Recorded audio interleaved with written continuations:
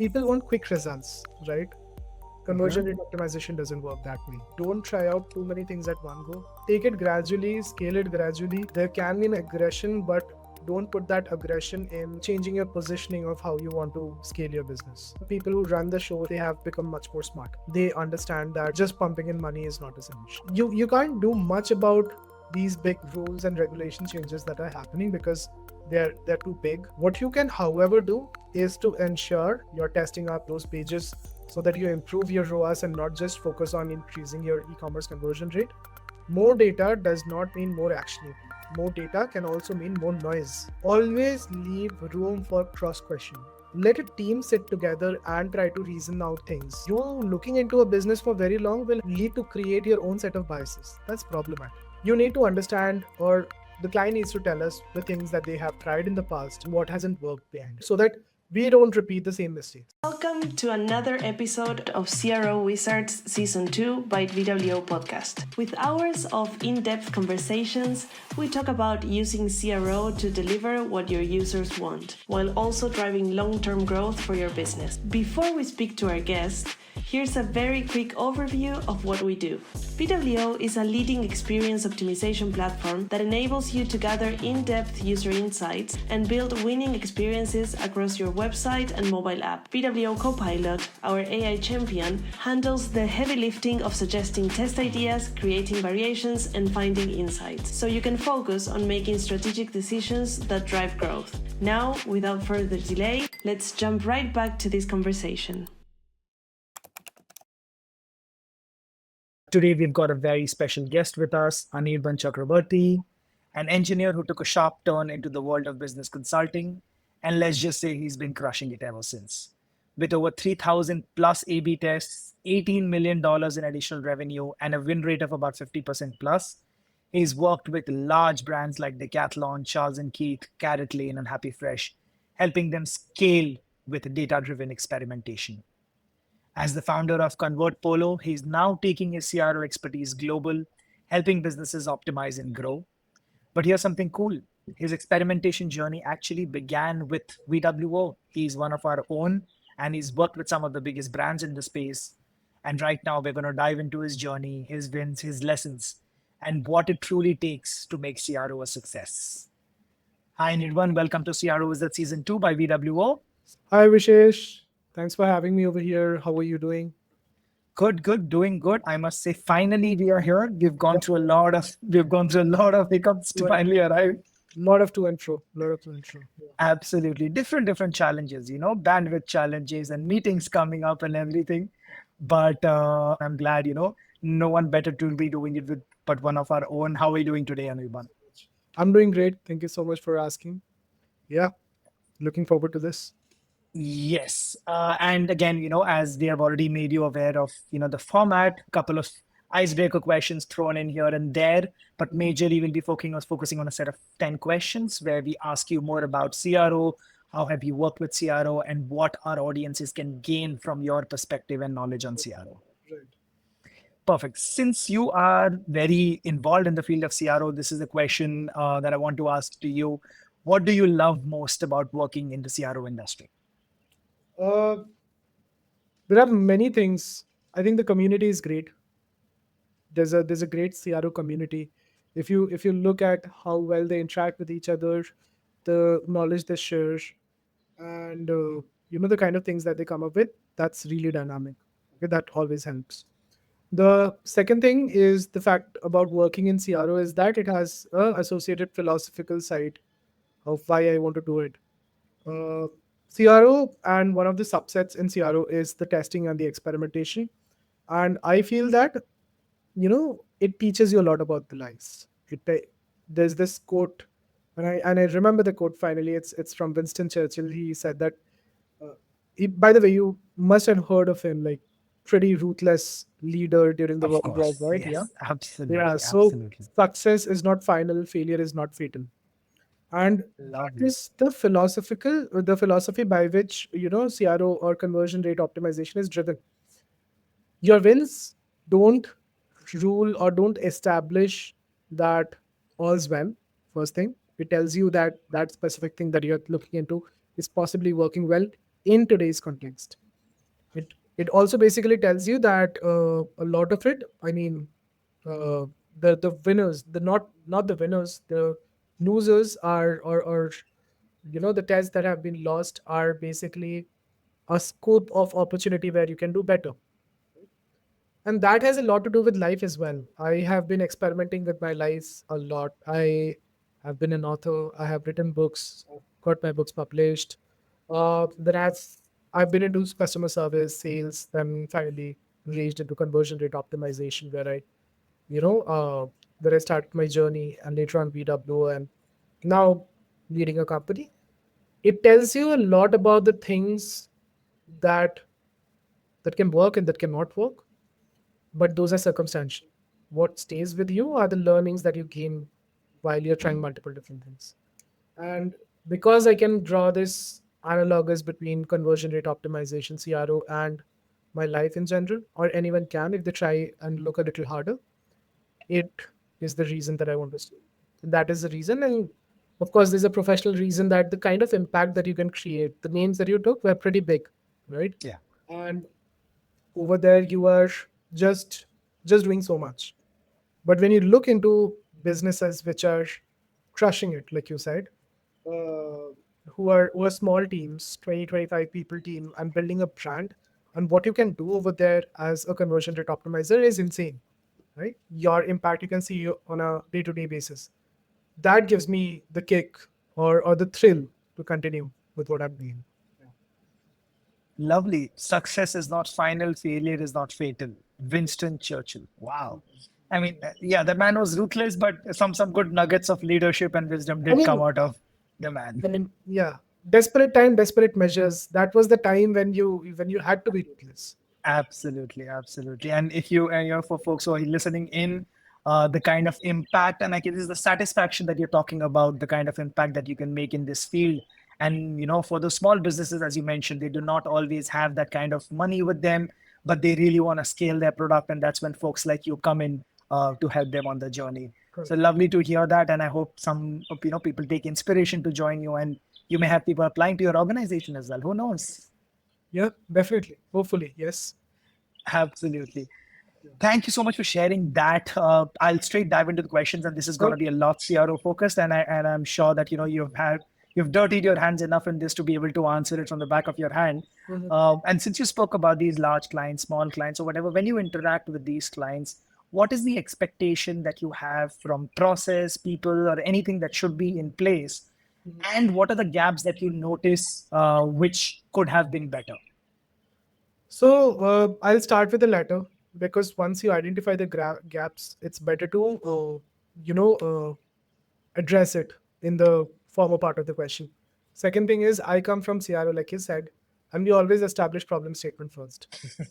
So Absolutely, I'm really absolutely, geeking out over here, but yes, that is what it is. for sure. I think the biggest gap is the fact that people often look into the websites, or if I must say competitors website, or you call it inspirations website, and they try to put their solutions and incorporate the solutions in their own businesses, and think that something great would happen out of it. More often than not, it fails. Okay.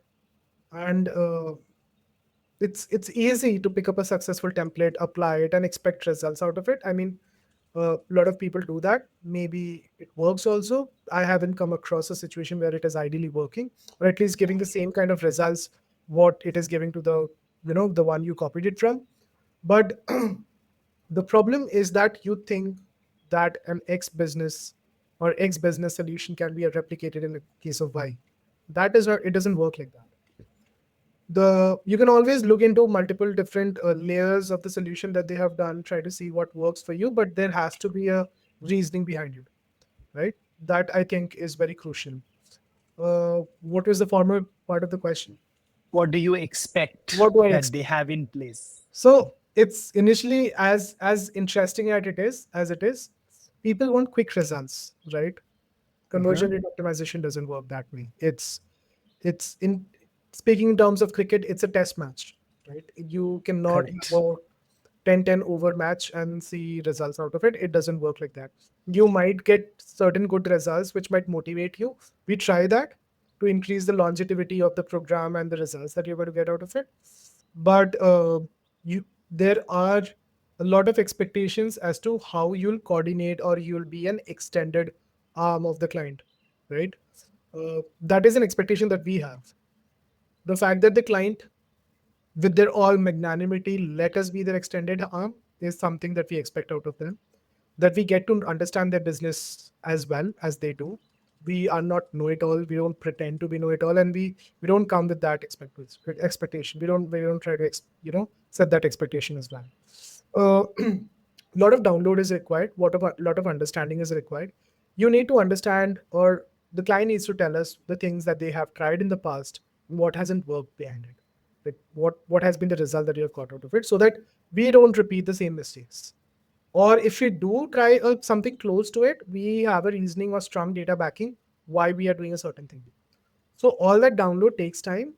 Being integrated as one extended team or being part of their team, it takes time. But that assimilation lies, with both, with us, with the client as well. Takes two to tango, right?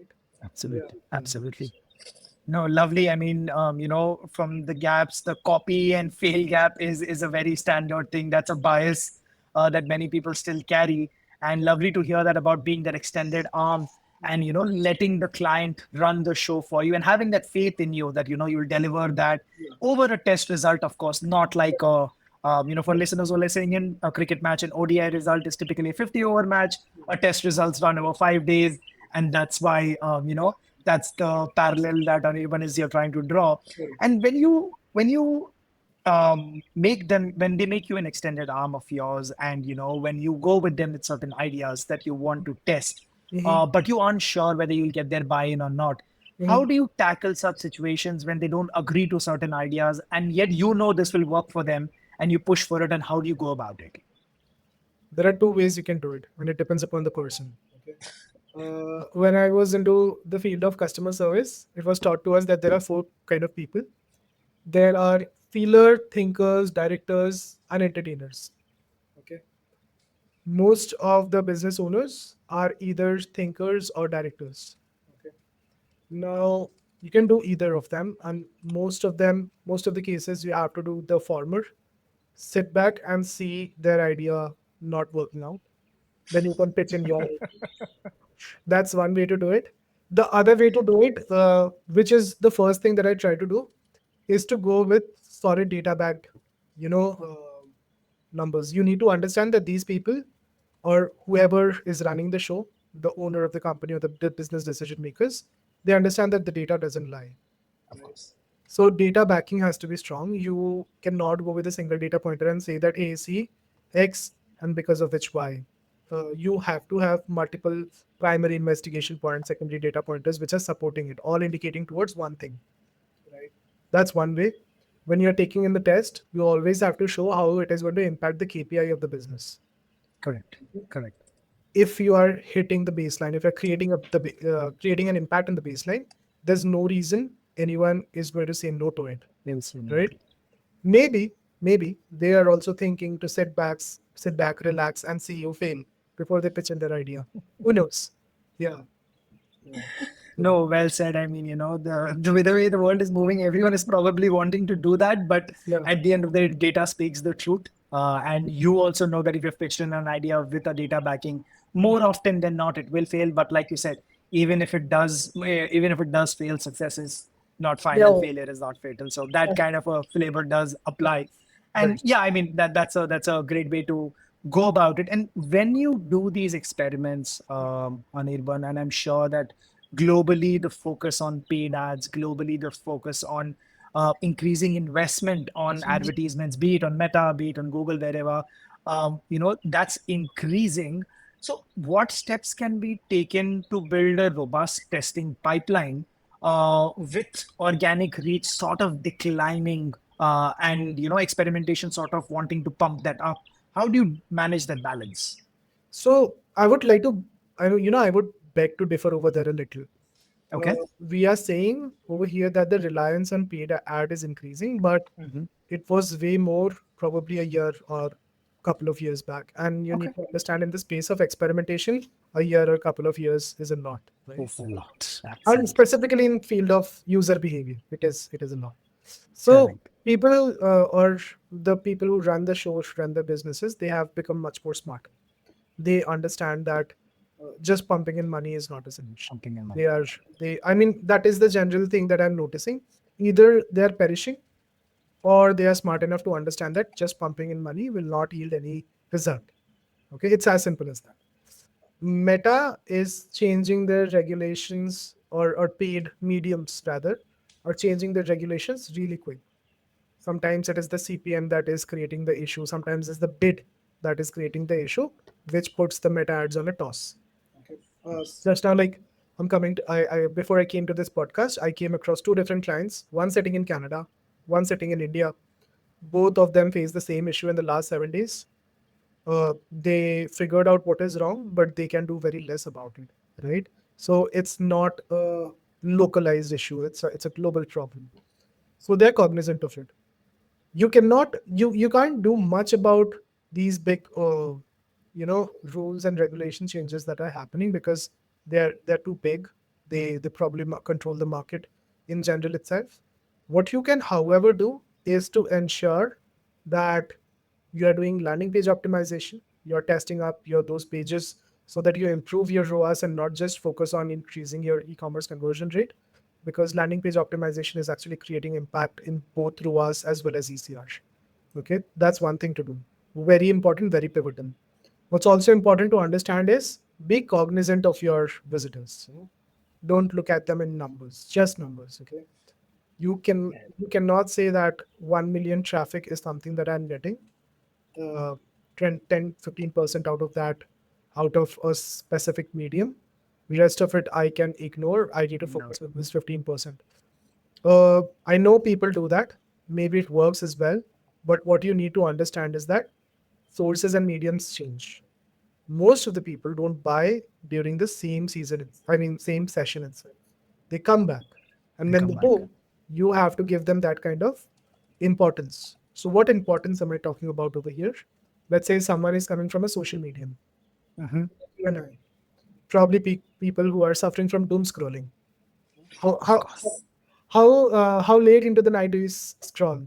And where do you scroll it? Is it Insta? Is it YouTube? Where do you scroll? Yeah, I've set a timer on Insta. Beyond 11, it gives me a hard stop. But Insta is very clever. Do you want to extend it for another day? So I still go ahead and extend it for another day. Okay. But yeah, I mean, standard is Insta. I'm not so smart. I haven't kept any kind of alarm.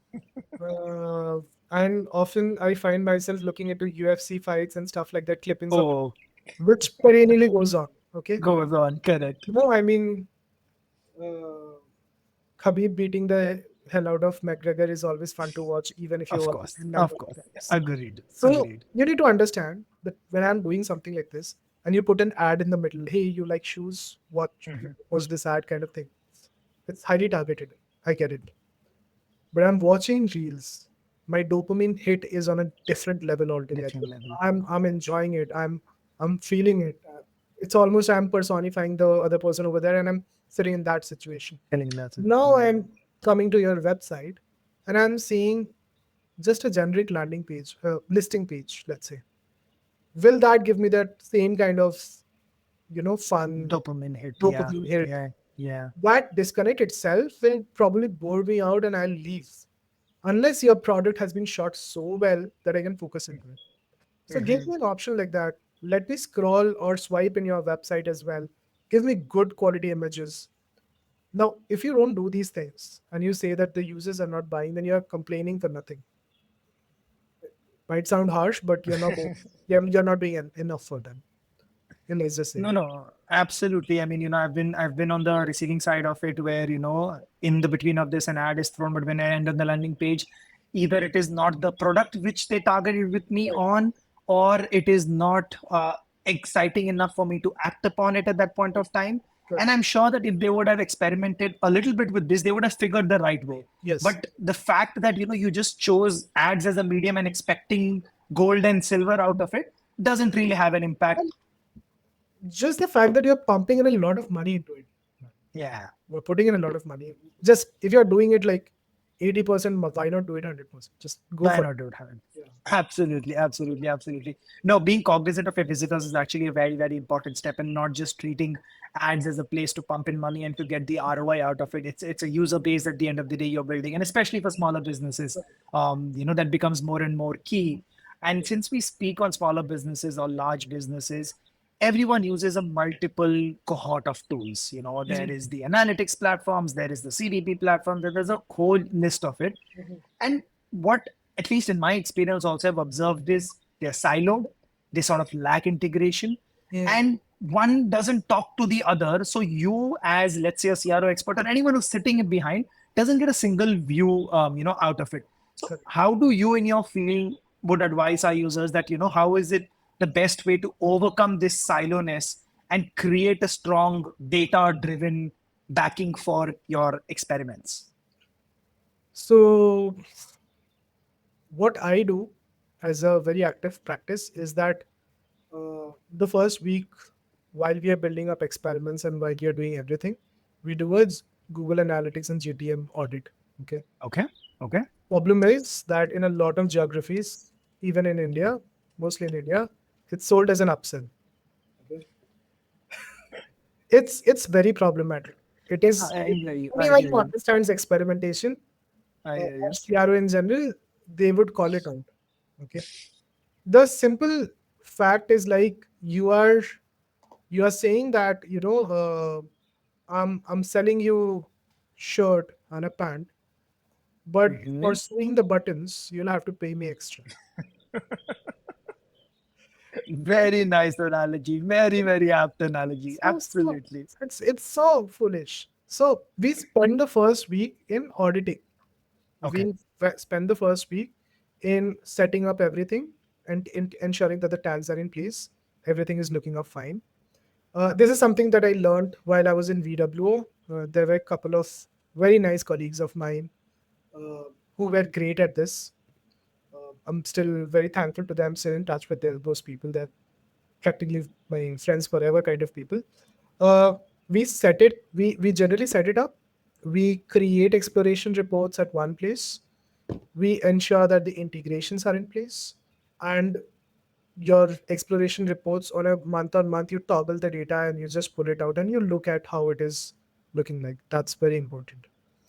The second thing that we do is that wherever we see that there is a redundancy or there's a repetition of tools, like for example, two tools are overlapping with each other, Okay. I go ahead and tell them that you don't need it, even if it is for free. You just don't need it because it's a distraction. Okay. If it's Load time to the script and everything time, also. Yes, distraction in absolutely. general, you thinking that it Absolutely. will serve a purpose, but it will not at the end of the It day. won't. It is all too much of a hassle. So that hygiene is something that we focus on, and that helps. That pretty much helps, and breaks the founder in general as well.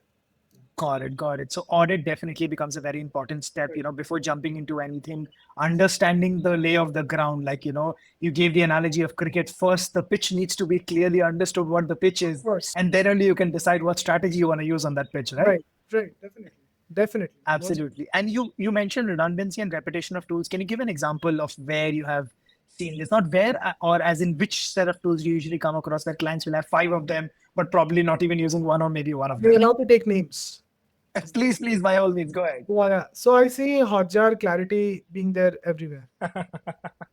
I see that. In my mind was the same thought going on, but yeah, for sure. Now that you say it, I'm Yeah. sure that even experts are facing this problem everywhere. And see, one thing is taking up the free part of it and then expecting that it will give you all the answers. It will not. Absolutely, And absolutely, having absolutely, it is just repeating the same things. So absolutely. doesn't really help. Absolutely, absolutely. And user behavior insight tools are, sort of fall in that category. But glad so for users out there to not load your website with too many scripts. It's only going to bring your ranking down. It's only going to bring your page load down. Correct. Exactly. Absolutely. Now, taking back from what you said, success is not final and failure is not fatal. My next two questions are oriented towards that only. Give me one or two tests which were very interesting. You got some very interesting insights out of it, and which turned out to be successful. Like I'll give you an example. One of our partners told me they did an experiment on cross selling on the checkout page. Hmm. and they got an uplift of about 40% of revenue, the cart value out of it. I'm like, that's staggering, 40% by just introducing a cross sell on the checkout page. That was very nice. So any such experiments from your end? There are so many, and I fondly remember my experiments. You won't believe, but while I was leaving VW, I documented a sheet of my winning experiments, Oh, and I got wow. it out. I got it out so that I can Wow. frame it and keep it with myself. I still have it in a different room, although, Oh, but uh, damn. but I really like and looking into the experiment. So, if I say one experiment, I can't name one. There are so many of them. But of late, we have done some cool stuff by, for example, we did this test, which was not so simple like you're saying. I'll tell you one top of the funnel test, and I'll tell you a test which is at the bottom of the funnel. So there was this client of mine who was into ethnic fashion Okay. and who were selling to expat Indians and diaspora Indians in US, UK, and In the all US. this. Okay. Okay. So a friend of mine, and we often discuss, he's not from experimentation, but was knowing more about experimentation from me, sent me across an ad from British Airways that said that, what is your reason to travel home? Mm-hmm. It was right before Diwali. Mm-hmm. So for anyone who is not knowing, Diwali is one of, or rather the most important festival for Indians. It's a festival of lights. So, so the ad was, what is your reason to travel today? So there was the first option was work, second was leisure, and the third one was dynamically changing, and it was selected. Okay. Like Okay. radio buttons were there, it was selected. Uh-huh. The Uh-huh. third option was to feel the warmth of home, Okay. to get my maa ki haath ki puri recipe, okay, and all that thing. So it was heavy Okay. sentimental art. It was one of the best arts in recent times, sentimental based ads that I have seen. So we tried it out. It was very inspiring, but it was out of the funnel. Nobody had tried it. We tried it with the same ethnic fashion company. We used it for Okay. e-honor. Okay. We said, "What is your reason to shop with us today?" And that was right before, like I said, right before Diwali. Okay, and after Diwali comes the wedding season. So the first reason was festivities. The second reason was wedding. The third reason was to feel the warmth of home, uh, to feel the glitters of my country land, Mm-hmm. and all stuff like that. Four, five Mm-hmm. destinations. And this was just a banner test. From a banner test, you don't actually expect Didn't expect huge. much. Yeah, correct. Yeah. And we placed three different CTAs: new arrival, bestsellers, and sale. Sale was flickering. We saw an improvement in revenue. We saw an improvement of around 35%.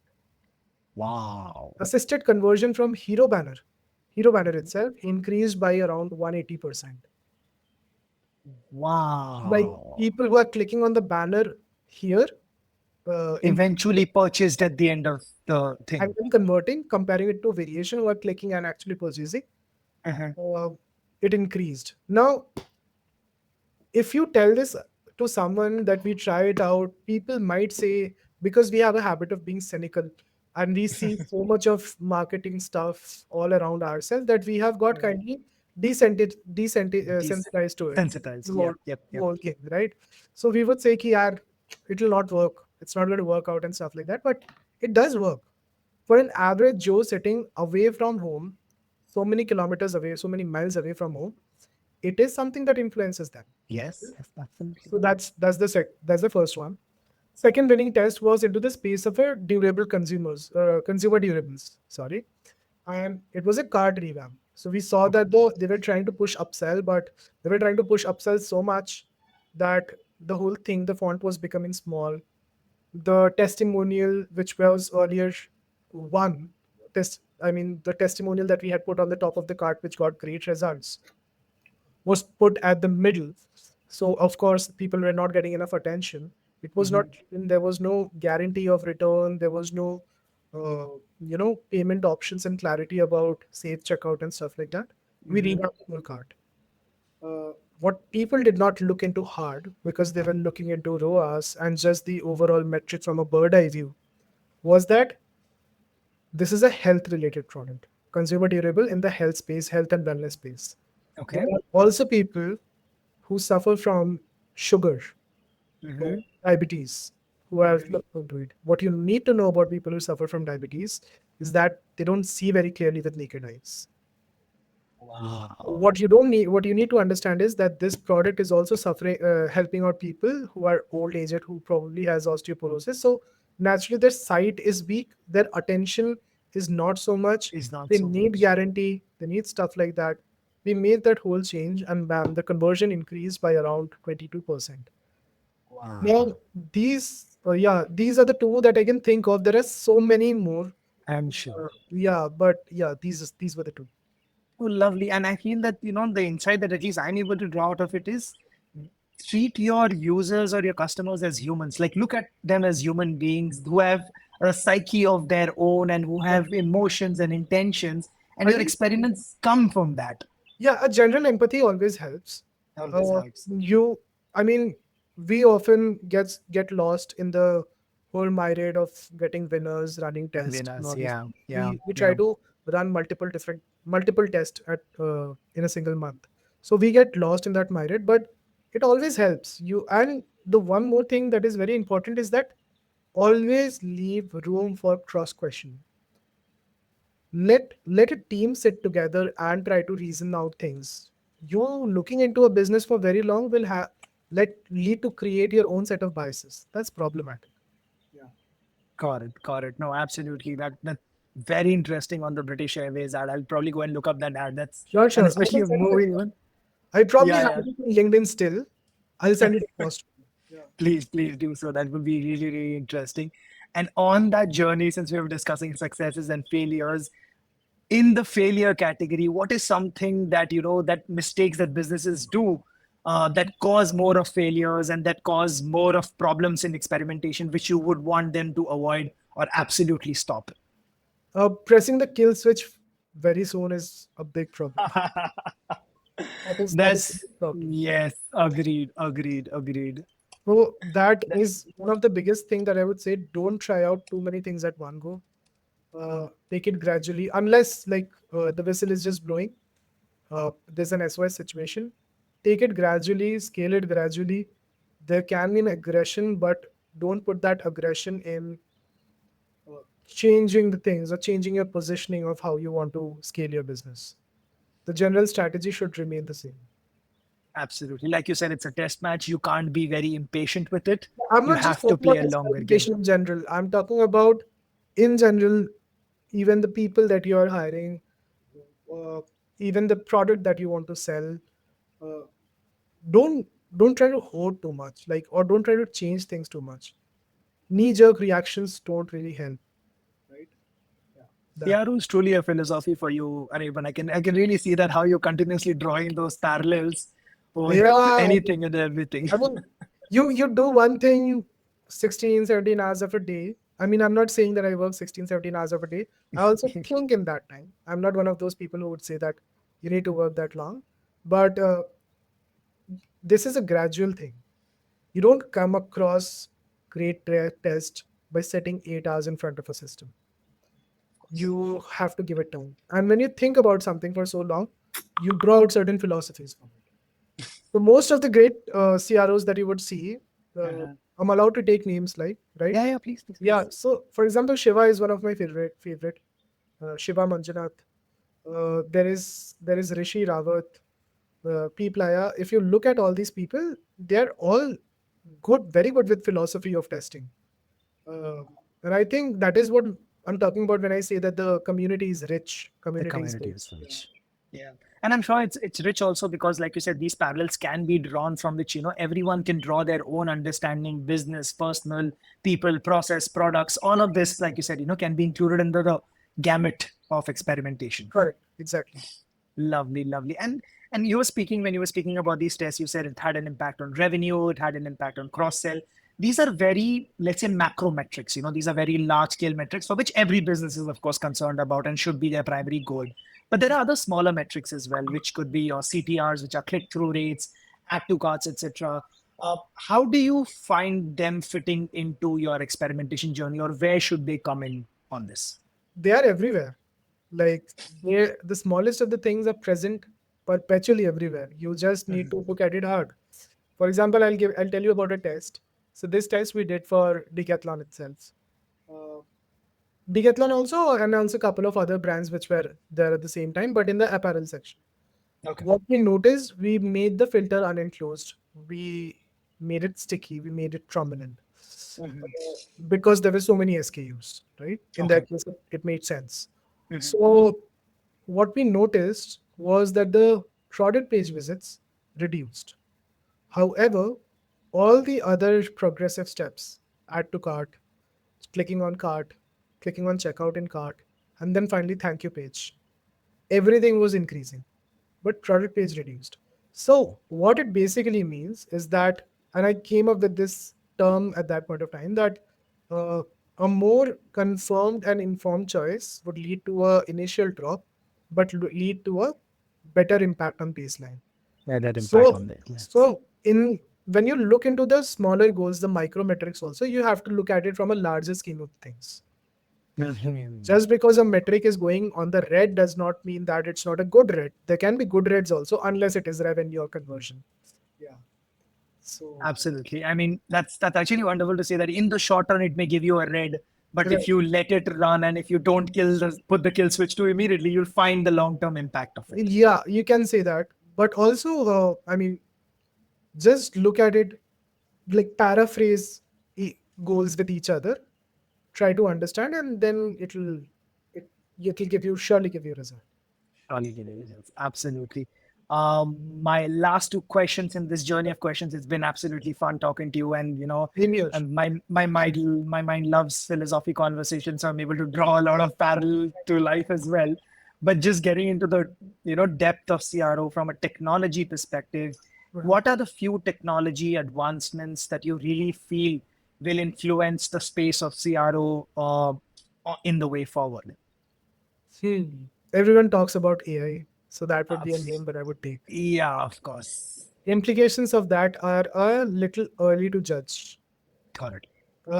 but I'm hoping that it shortens the time of developing a test, and Mhm. it is to a certain level, it is already happening. Already happened. Yeah, if I have to create a certain reference or draw certain inspiration, I can get it. I can get it via AI. I can use GPT. I can use Perplexity, and I can have it Mm. to develop a code. And if I need to understand the logic of a certain part of a module that my development team is trying to develop, if I give that prompt, a certain part of that module can be developed by AI. So I think AI will play a very, very crucial role. For sure. And it would be the thing, right? That's one thing. Data integration, again, very, very important. Mhm. Uh, Mhm. it's also very important how we are going to visualize and show that data. More data does not mean more actionable. More data can also mean more noise.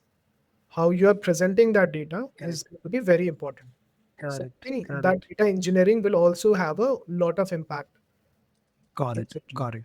Got it. Yeah, because at the core of it, it sits data. Like everything that experiment does is on the basis of data. That's what we call data-driven Yeah, hypotheses. right. And So, data is your domestic parrot. It will say what you will teach it. Okay, you you're going to tell it to say a certain thing. You bribe it with a chili. It's going to say blurt out the very same thing. You need to put it in such a manner that your client understands the same thing as you do, looking at a virtual dashboard, what you both are referencing to. correct. That's what we have to focus on.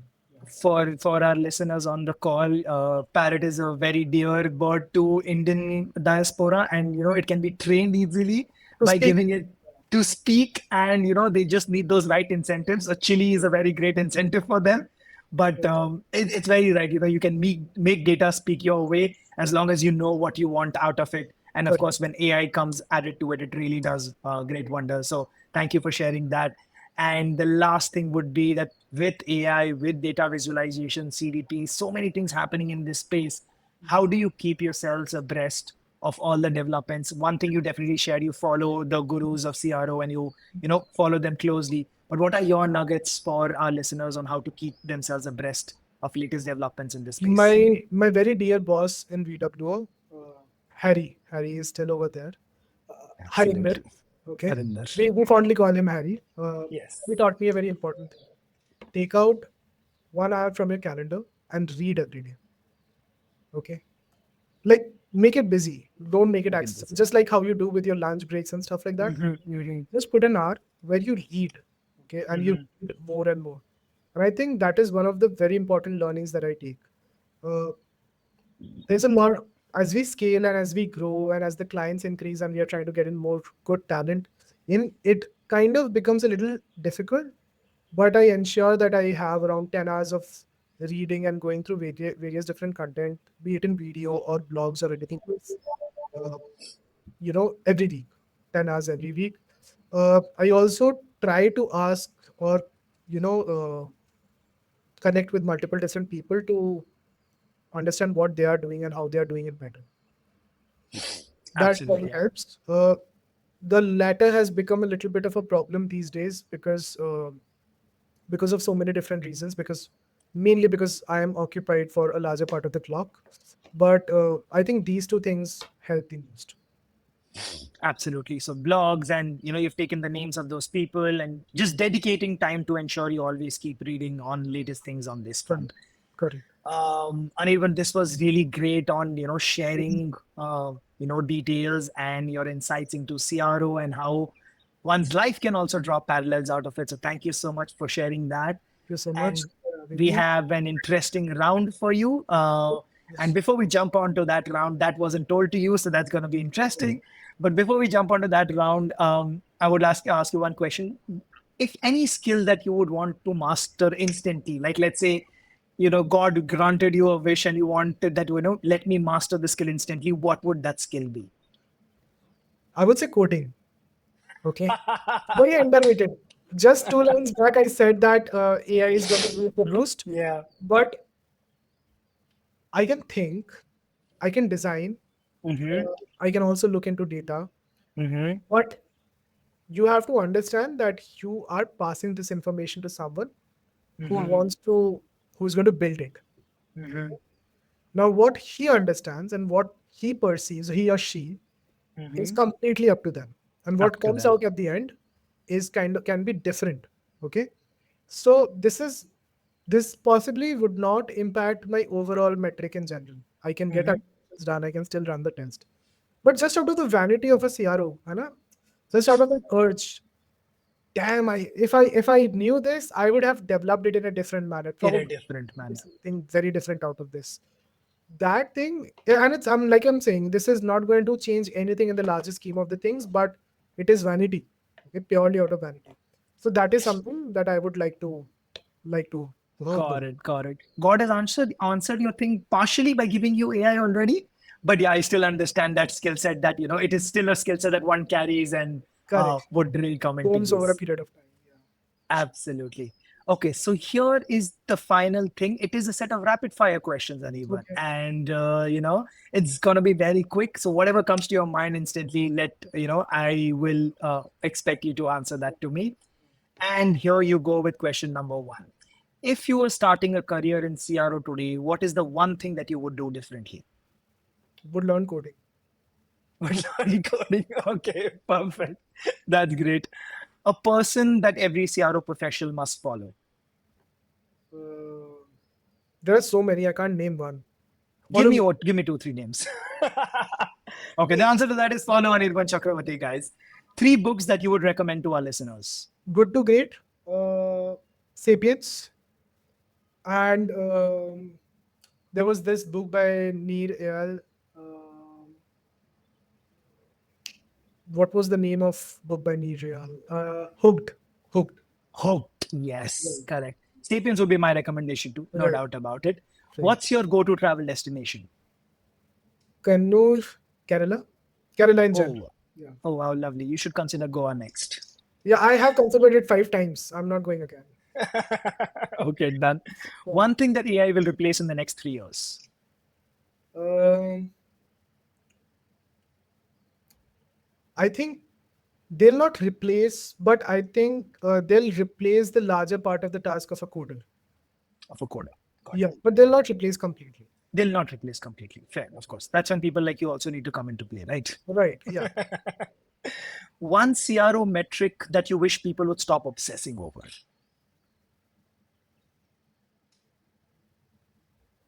Be obsessed with everything. So I think revenue, it's a very skewed Revenue. metric. It's a very skewed metric. Yeah, absolutely. If not a CRO specialist, what other professional would you have chosen? I would write. I would be a Oh, writer. wow. I would reach out to you separately for that. That's something Right. that we have in common. I will Okay. reach out to you on that.